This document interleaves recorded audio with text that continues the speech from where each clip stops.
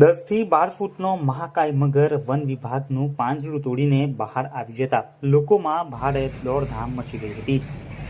મળેલી માહિતી પ્રમાણે આમોદ વન વિભાગના કર્મીઓએ સાંજના સમયે દેણવા ગામેથી એક મહાકાય મગરનું રેસ્ક્યુ કરીને પાંજરામાં પૂરવામાં આવ્યો હતો અને પાંજરે પૂરેલ મગરને વન વિભાગની કચેરી ખાતે મૂકવામાં આવ્યો હતો।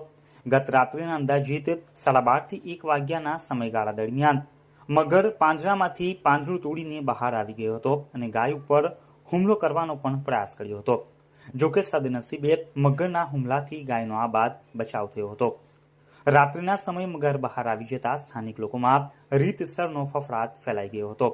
સ્થાનિક લોકોએ વન કચેરીના કર્મી અનિલ ચાવડાને ટેલિફોનિક જાણ કરતા તેઓ તાત્કાલિક ઘટના સ્થળ ઉપર દોડી ગયા હતા અને ટેલિફોન એક્સચેન્જના ગેટ પાસેથી ભારે જહેમત બાદ અંદાજિત 10 થી 12 ફૂટ જેટલી લંબાઈ ધરાવતા મહાકાય મગરનું સફળતાપૂર્વક રેસ્ક્યુ કરીને તેને પુનઃ પાંજરે પૂરતા સ્થાનિકોએ પણ રાહત અનુભવી હતી।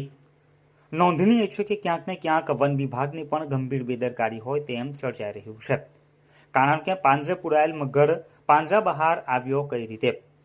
પાંજરાની હાલત જોતા અનુમાન લગાવવામાં આવી રહ્યું છે કે પાંજરાનો ઉપરનો ભાગ કમજોર હોવાથી જેથી અંદર રહેલા મગરે બચકા ભરીને બહાર આવવાનો રસ્તો બનાવ્યો હતો।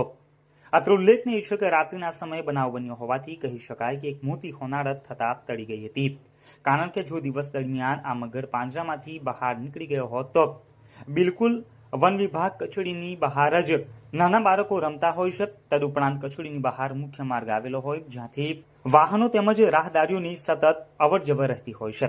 જો દિવસે મગર પાંજરાની બહાર આવી ગયો હોત તો કોઈક બાળક અથવા રાહદારી ઉપર મગર હુમલો કરીને પોતાનો શિકાર બનાવત એ વાત પણ નકારી શકાય તેમ નથી। જોકે રાત્રિનો સમય હોવાથી એવી કોઈ ઘટના બની ન હતી।